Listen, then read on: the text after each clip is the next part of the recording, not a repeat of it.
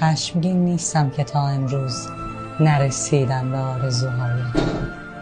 نرسیدن رسیدن محض است. آبزی آب را نمی بیند. هر که در ماه زندگی بکند رنگ مهتاب را نمی بیند.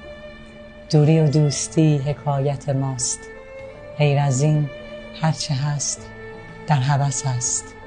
پای احساس در میان باشد انتخاب پرنده ها قفس است. وسعت کوچک رهایی را از نگاه اسیر باید دید. کوه در رشته کوه بسیار است. کوه را در کویر باید دید. گرچه باغ من از درخت تهیست، در سرم فکر کاشتن دارم. عشق را، شعر را، مکاشفه را، همه را از نداشتن دارم.